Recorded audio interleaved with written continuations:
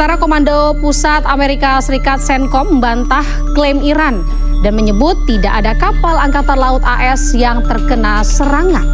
Pasukan AS mendukung Project Freedom atau operasi pembebasan kapal-kapal di Selat Hormuz dan menegakkan blokade Angkatan Laut di pelabuhan-pelabuhan Iran.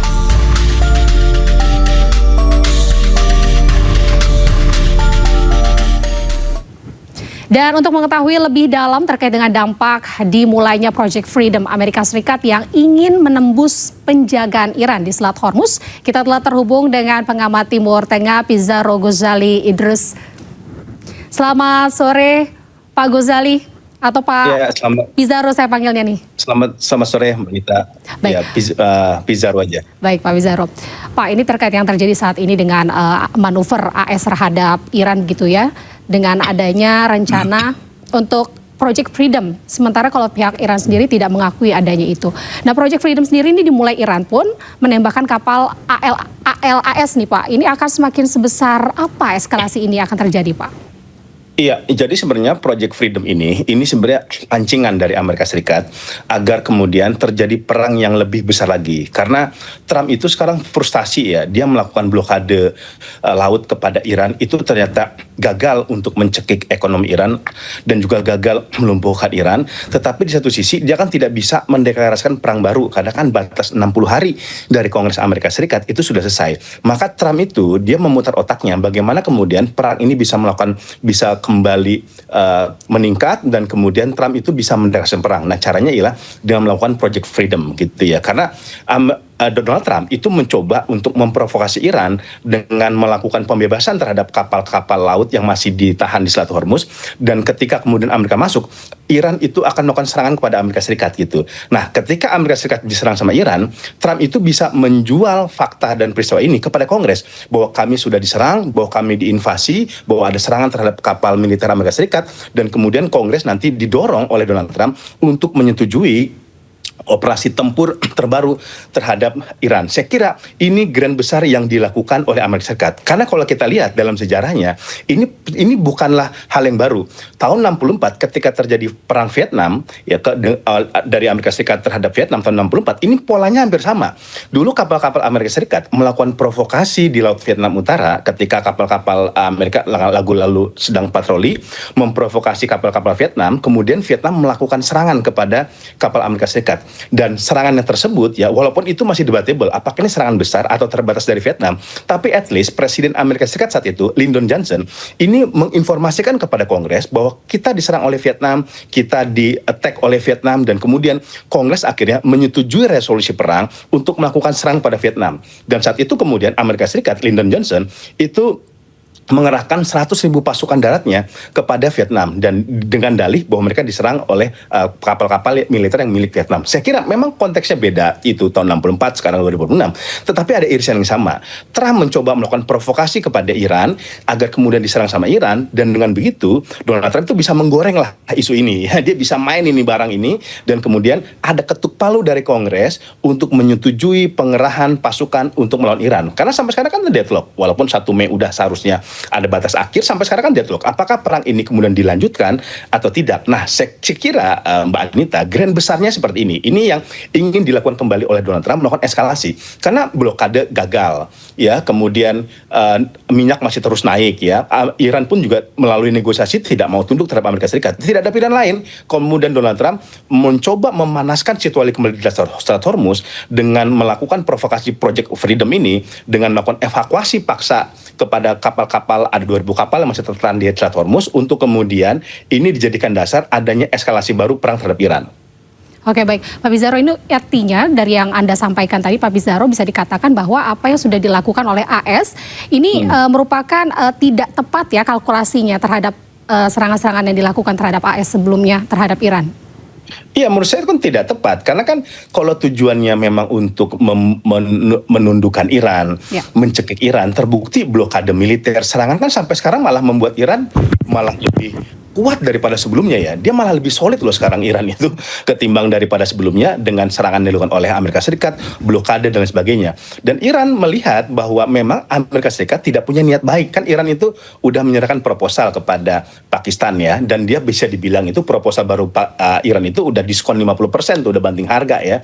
Dia ingin kemudian siap membuka Selat Hormuz, kembali membuka navigasi di Selat Hormuz, asal dengan syarat, gak simple menurut saya syaratnya, asal peperangan itu dihentikan gitu. Karena peperangan membawa kehancuran di mana-mana, termasuk Iran, negara Teluk, Amerika Serikat. Nah, kata Iran, yuk kita masuk ke negosiasi perundingan damai. Tapi kan problematikanya, Trump mengatakan proposal dari Iran it is unacceptable, itu tidak bisa diterima. Maka kalau kemudian selalu seperti ini, deadlock. Makanya kan sekarang Trump itu kan frustasi sebenarnya. Dia sebenarnya masih membuka dua opsi ya, operasi militer penuh kepada Iran atau kemudian solusi diplomatik. Tapi problematikanya solusi diplomatik pun ini kan proposal yang diajukan oleh Amerika Serikat itu ditolak sama Iran. Kemudian proposal dari Iran pun tidak diterima oleh Amerika Serikat karena yang jadi deadlock itu ini, Amerika Serikat tetap ingin masalah nuklir dari Iran itu dibawa ke meja perundingan. Sedangkan Iran mengatakan oke, itu dibawa ke meja perundingan, tapi itu nanti kita selesaikan dulu masalah Selat Hormuz. Nah, ini yang membuat Trump itu frustasi. Dia nuklir gagal didapatkan, kemudian Selat Hormuz itu juga masih ditahan oleh Iran, maka dia kemudian melakukan upaya Project Freedom untuk membebaskan kapal-kapal dari yang sedang tertahan. Itu pun juga menurut saya masih debatable. Caranya itu kayak gimana melakukan Project Freedom terhadap kapal-kapal itu? Contoh, ini ada 3 tafsir nih yang disampaikan oleh Amerika Serikat dan suka beda-beda. Pertama, melakukan evakuasi. Jadi dia masuk langsung ke Selat Hormuz, menyelamatkan kapal-kapal yang ada di sana untuk dibawa keluar kepada Selat Hormuz. Kedua, melakukan pengawalan militer. Jadi kapal-kapal dari Selat Hormuz itu keluar sendiri, nanti dikawal sama pasukan Amerika Serikat. Ada lagi tafsir yang ketiga. Tafsir ketiga dari Amerika Serikat itu ialah kemudian mereka hanya Sherlock titik koordinat yang dimana itu bebas ranjau laut yang itu aman dilewati oleh kapal-kapal Selat Hormuz. Nah, itu ada 3 tafsir. Tetapi at least kalau kita lihat kemarin ya, hari pertama penerapan Project Freedom itu sama sekali nggak ada kapal yang lewat dari Selat Hormuz ya. Dari 2.000 kapal itu sama sekali nggak ada yang lewat karena mereka mengatakan ini situasi belum betul-betul aman gitu.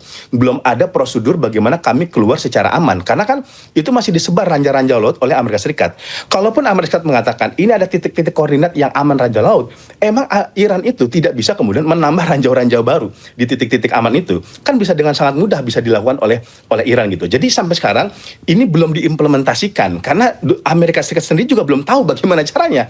Trump itu kan kayak menjual, hanya nguji Iran doang. Ini bagaimana respon Iran kalau kita ingin melakukan Project Freedom ini, itu kan kemudian direspon oleh Iran bahwa upaya yang dilakukan Amerika Serikat itu sama saja pelanggaran gencatan senjata dan bisa membuat perang baru. Nah, ini yang kalau kita lihat, kalau tadi pertanyaan Mbak Anita ini akan menjadi eskalasi besar atau tidak, kalau kita lihat ini bahkan situasi udah lebih panas ketimbang 1 minggu sebelumnya, 2 minggu sebelumnya, karena Iran udah mulai melakukan serangan-serangan kepada kapal-kapal Amerika Serikat. Yes, itu dibantah oleh Amerika Serikat, tetapi menurut saya itu kan sangat mungkin dilakukan oleh Iran. Iran itu kan sekarang sudah siap siaga, dia bahkan seminggu sebelumnya udah ada drone-drone yang dilakukan, tembakan-tembakan drone yang dilakukan Iran untuk menembak kapal militer Amerika Serikat yang menahan kapal Toskanya Iran gitu. Jadi kalau kemudian Iran melakukan serangan kembali kepada kapal-kapal Amerika Serikat itu sangat mungkin dilakukan karena kan jaraknya tidak begitu jauh seperti itu. Baik, berarti secara pertahanan Iran ini nggak bisa diragukan lagi ya, sangat kuat ya Pak Pizarro. Pak, ini terkait dengan Uni Emirat Arab diserang dan juga mereka ini menuduh Iran pelakunya lagi nih. Sedangkan Iran menyatakan bukan mereka. Apakah ini operasi false flag Israel? Ini bila mengapa Israel ini ingin membantu Uni Emirat Arab untuk berperang dengan Iran, Pak? Iya. Saya kira mungkin ada 2 hal yang bisa kita lihat di sini. Pertama, bisa jadi itu false flag yang dilakukan oleh Israel yang kemudian untuk memanaskan situasi, tetapi di satu sisi bisa juga itu memang dilakukan oleh Iran. Jadi ada 2 nih, Iran memang menyerang, ada juga operasi false flag. Karena yang terbaru, Iran itu di Press TV menyatakan mereka mengonfirmasi mereka memang melakukan serangan kepada Uni Emirat Arab sebagai bentuk balasan ketika Amerika Serikat tetap melakukan blokade di Selat Hormuz dan melakukan upaya Project Freedom terhadap kapal-kapal yang masih tersandar di Selat Hormuz. Dan ini tetapi menariknya nih Anita ya, kenapa kok yang diserang itu Uni Emirat Arab oleh Iran bukan kapal tanker atau bukan kapal induknya Amerika Serikat. Nah, Iran itu kayaknya udah ngebaca jebakan Trump yang tadi saya katakan. Kalau dia melakukan serangan langsung ke kapal-kapal militer Amerika Serikat, itu sama saja dia dahulu yang memulai perang. Jadi terkesan Iran itu justru yang mencari permusuhan, yang tidak menginginkan perdamaian ketika dia melakukan serangan langsung kepada kapal militer Amerika Serikat. Dia tahu nih kalau dia melakukan serangan kepada kapal Amerika Serikat, itu kemudian akan digoreng sama Donald Trump, akan dijual sama Donald Trump ke publik Amerika Serikat, ke Kongres, bahwa kami itu diserang, bahwa kedaulatan Amerika itu diserang oleh Iran, maka kami punya hak untuk melakukan perang baru terhadap Iran. Nah, ini tampaknya sudah kepeta sama Iran, makanya Iran itu lebih kemudian menyerang Uni Emirat Arab. Tapi pertanyaannya, kenapa Uni Emirat Arab, bukan Qatar, bukan Saudi, bukan sebagainya? Karena apa? Di Uni Emirat Arab ada jalur alternatif ketika Selat Hormuz ditutup, itu di Furija ya, di Fujirah ya, itu wilayah fasilitas energi Uni Emirat Arab yang itu bisa menjadi jalur alternatif untuk mendorong minyak atau mengekspor minyak melalui Uni Emirat Arab ketika Hormuz itu ditutup, walaupun jumlahnya kecil, kapasitasnya nggak kayak milik Iran gitu. Nah, makanya itu yang diserang. Iran ingin bilang gini, kalau saya tidak bisa jualan minyak, Amerika dan sekutunya pun juga tidak bisa menjualan minyak ke negara lain gitu. Karena kan tadi jalur alternatif kalau kemudian Hormuz ditutup itu lewat Uni Emirat Arab dari Abu Dhabi kemudian ke pangkalan energi di Fujirah yang ada di Emirat Arab. Nah, itulah yang kemudian dipotong oleh Iran. Dan ini juga pesan sama Iran bahwa situasi di Selat Hormuz, di kawasan itu tidak baik-baik saja. Karena sekarang kan kata Trump kan ada gencatan senjata, kemudian ada deeskalasi dan lain sebagainya. Iran dengan melakukan serangan kepada Uni Emirat Arab, Iran ingin memberikan pesan, situasi di Hormuz tidak baik-baik saja. Ini masih terjadi eskalasi gitu. Karena memang menurut saya gencatan senjata itu nonsen lah dilakukan oleh Amerika Serikat. Itu hanya dikata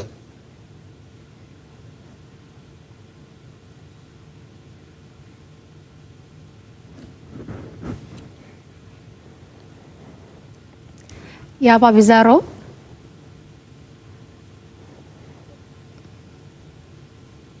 Baik, namun nampaknya terjadi gangguan teknis pemirsa.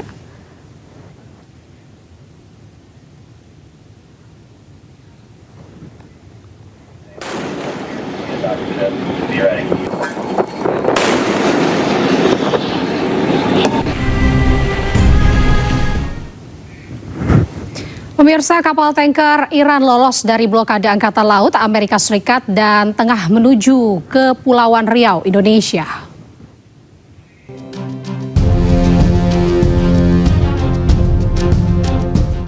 Kapal tanker Super Iran kedua telah memasuki Selat Lombok, Indonesia setelah menghindari blokade Angkatan Laut Amerika Serikat di sekitar Selat Hormuz. Data pelacakan minyak menunjukkan sebagian besar pengiriman minyak mentah Iran yang diluncurkan pada bulan April telah mencapai tujuan mereka meskipun ada pencegatan Angkatan Laut Amerika Serikat.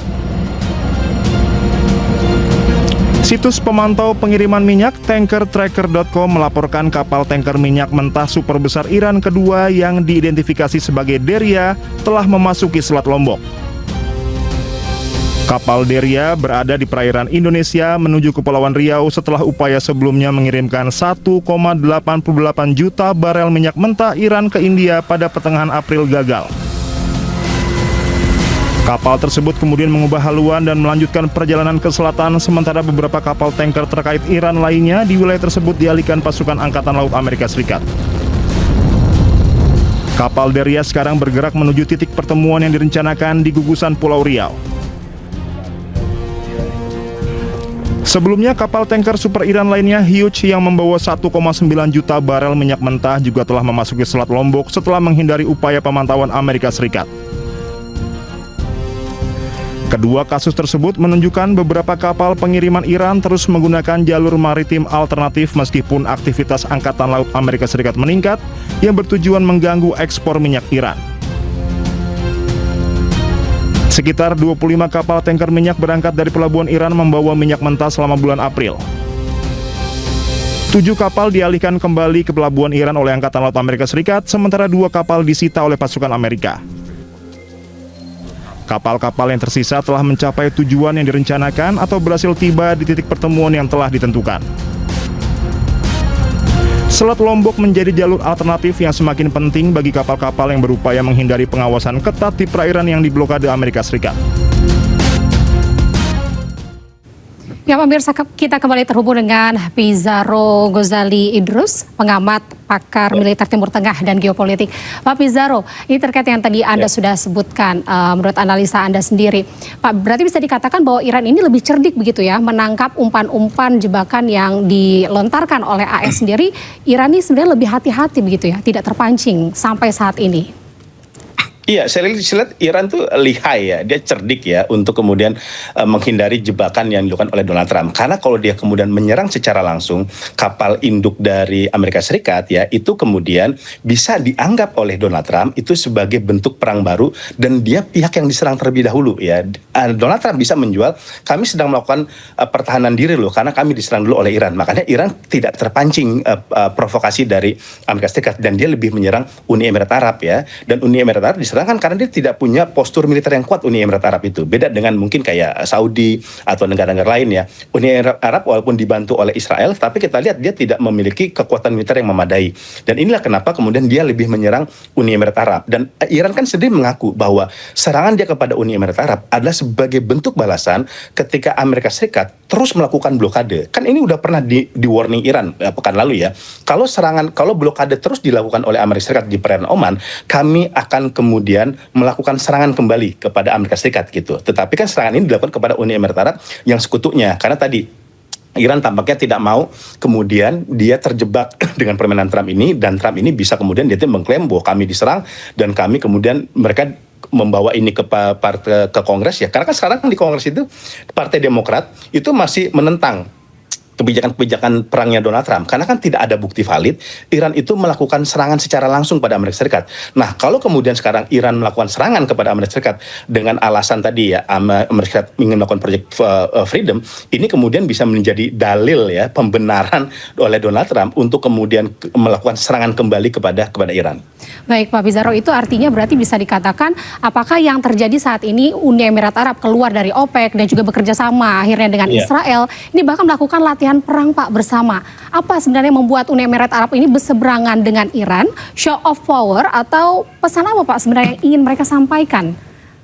Iya, kan gini, Uni Emirat Arab ini kan belajar dalam 4 kali perang ini dia diserang terus sama Iran, dia dihajar terus sama Iran, dan dia pasti kan punya batas tertentu. Kita tidak bisa hanya berdiam diri. Dan masalahnya Uni Emirat ini kan pertaruhannya Israel di Timur Tengah. Karena sekutu utama Israel di Timur Tengah itu Uni Emirat Arab ya. Saudi dibujuk, dirayu untuk normalisasi nggak mau ya. Oman juga nggak mau, hanya Uni Emirat Arab. Dan kalau Uni Emirat Arab jatuh ya maka aliansi Amerika Serikat dan Israel di Teluk itu semakin lama semakin berkurang. Karena Saudi pun yang tadinya dekat sama Amerika Serikat itu kan udah mulai berjarak sama Amerika Serikat. Atau bahkan dia sudah mulai berselingkuh sama Cina ya. Dia banyak menjalin ekonomi dengan Cina, dia bikin KTT ekonomi dengan Cina. Yang tadinya kan secara umum itu kan full supportnya Saudi itu fullnya itu kepada Amerika Serikat. Tapi kan Amerika Serikat itu tidak bisa membuat perdamaian. Dia justru menciptakan peperangan. Saya kira ada rasa trauma negara-negara Teluk yang tadinya punya hubungan kuat dengan Amerika Serikat itu kemudian untuk minimal itu berjarak. Memang tidak totally dia memutus hubungan, tetapi kemudian berjarak. Dan ini menarik tadi ya kata Mbak Anita, misalkan Israel sendiri udah mulai melakukan latihan gabungan Uni Emirat Arab. Jangan lupa beberapa hari lalu Amerika Serikat itu udah secara resmi itu mengirim bantuan militer kepada Israel melalui pelabuhan Asdod dan Haifa. Itu jumlahnya sangat fantastis. 6.500 amunisi militer, bayangkan ya, 6.500 ton, 6.500 ton amunisi militer kepada Israel. Ini sebagai tanda-tanda tampaknya ini Israel sedang mempersiapkan diri untuk melakukan serangan terbaru kepada Iran. Ini kasih jelas, selain tadi ada pasokan militer kepada Israel, kemudian Israel sedang melakukan tadi kerjasama militer dengan Uni Emirat Arab. Salah satu indikasi lainnya adalah sekarang di Lebanon mulai kembali terjadi pecah konflik antara Hizbullah dengan Israel. Walaupun ada gencatan senjata antara Israel dengan tentara Lebanon, tetapi mulai terjadi lagi nih, Hizbullah mulai melakukan drone kepada Israel mulai melakukan serangan kembali ke Lebanon Selatan. Ini bisa menjadi indikasi yang jelas ya, 3 variabel ini bahwa bukan tidak mungkin sekarang memang Israel sedang dipersiapkan oleh Amerika Serikat dan juga bekerjasama dengan Uni Emirat Arab untuk melakukan serangan baru terhadap Iran gitu. Karena kan bahkan 28 Februari pun serangan utama itu dilakukan pertama kali oleh Israel dan kemudian Amerika Serikat join di belakangnya gitu. Jadi menurut saya ada dua skenario yang dilakukan oleh Amerika Serikat. Dia melakukan blokade di wilayah Hormuz itu, perairan Oman. Di satu sisi dia mendorong Israel untuk terus melakukan serangan kepada Iran. Jadi Iran itu seperti terkepung. Dia diserang oleh Israel, dia diserang oleh Uni Emirat Arab, di selatan dia juga diblokade oleh Amerika Serikat gitu. Jadi dia diserang dalam berbagai arah. Dan saya kira pola ini sudah dipahami oleh Iran. Karena terbukti Iran sedang kemudian rearming, mempersiapkan lagi kapasitas rudalnya. Iran sudah mempersiapkan armada nyamuk. Nah, ini armada nyamuk ini kapal-kapal kecil nanti akan menyerang kapal induk Amerika Serikat. Tapi jumlahnya ribuan nih. Makanya disebut armada nyamuk kan. Nyamuk itu kan identik dengan bising, lincah, cepat, mematikan seperti itu. Dan ini sedang dipersiapkan oleh mereka.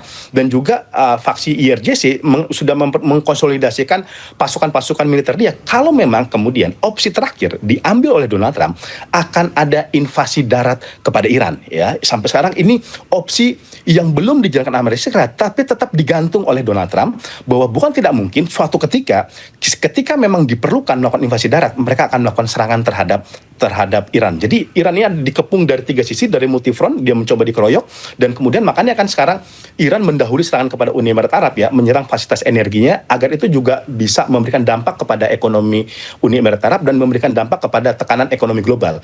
Terbukti ini sekarang harga minyak udah naik lagi nih. Tadi sempat 108 kan, 108 US dollar per barrel. Sekarang naik lagi setelah serangan Trump ini di Project Freedom ini menjadi 114 US dollar per barrel. Saya kira semakin harga minyak naik, semakin harga minyak melonjak, itu menguntungkan Iran dan bisa memberikan tekanan kepada Amerika Serikat ya, karena kita mengetahui di internal Amerika Serikat harga minyak begitu naik, kebutuhan pokok begitu naik, dan itu membuat orang-orang domestik, masyarakat sipil di Amerika Serikat itu kemudian melakukan gelombang protes, melakukan kritik ya terhadap Donald Trump, karena akibat perang yang dia lakukan itu kemudian harga minyak semakin lama semakin melonjak, dan bahkan belum pernah terjadi sebelumnya sebelum perang Iran kan. Sebelum perang Iran kan 60 US dollar per barrel. Sekarang bayangkan ya, itu udah 114 US dollar per barrel. Saya kira ini arah ke depan bagaimana perang ini terjadi.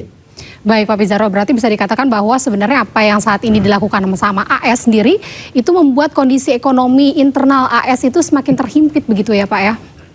Iya, bahkan saya menyebutnya bunuh diri ekonomi dan bunuh diri politik oleh Trump sekarang menurut saya gitu. Kenapa? Karena serangan yang dia lakukan alih-alih bisa menekan Iran, itu justru bumerang berbalik kepada Amerika Serikat yang buat harga ekonomi tinggi. Dan jangan lupa Mbak Anita, ini sekarang Trump itu bekerjaan dengan waktu. Karena akan ada pemilu pada bulan November, tetapi kan kampanyenya mulai dari bulan Agustus gitu.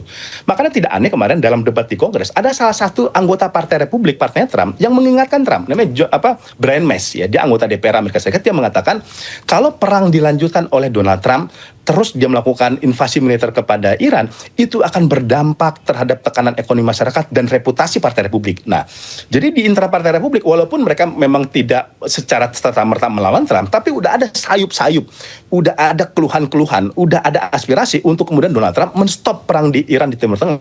Karena ini dampaknya kepada reputasi Amerika, bukan hanya kepada reputasi Amerika itu sendiri, tapi reputasi Partai Republik, reputasi Trump, ya, karena bisa bergeser nih transformasi ke konsolidasi Kongres yang tadinya mayoritas dikuasai oleh Partai Demokrat berganti kepada Partai Republik. Ya, saya kira ada dua itu ya, bunuh diri ekonomi dan bunuh diri politik ya, ditambah lagi bunuh diri militer ya. Ada 15.000 pasukan Amerika Serikat yang ada di sana, dan anggota Kongres dari Partai Demokrat sudah mengatakan Anda sama saja menyerahkan nyawa putra-putri terbaik Amerika Serikat untuk diserahkan untuk kemudian tewas dalam pertarungan panjang dengan Iran.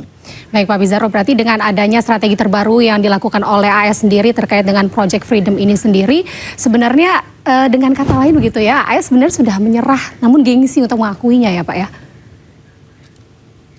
Betul, kalau menurut saya Amerika Serikat sudah menyerah.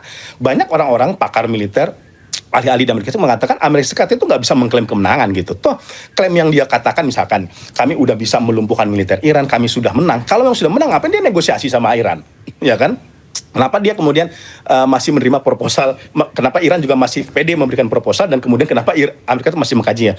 Kalau dia menang, dia unggul, dia meraih kesuksesan di Iran, nggak mungkin dia kemudian melakukan negosiasi kembali perundingan di Islamabad dan meminta Pakistan sebagai mediator. Bullshit menurut saya Amerika Serikat mengklaim kemenangan, karena fakta-fakta yang terjadi, Iran masih bersatu, Iran masih melakukan perlawanan, bahkan walaupun diblokade oleh Amerika Serikat, Iran itu kan juga nggak betul-betul mati itu ya, walaupun dari cekek lehernya, tetapi dia masih bisa survive sampai sekarang. Jadi menurut saya itu menjadi si malakama ya, menjadi bunuh diri politik yang dilakukan oleh Donald Trump.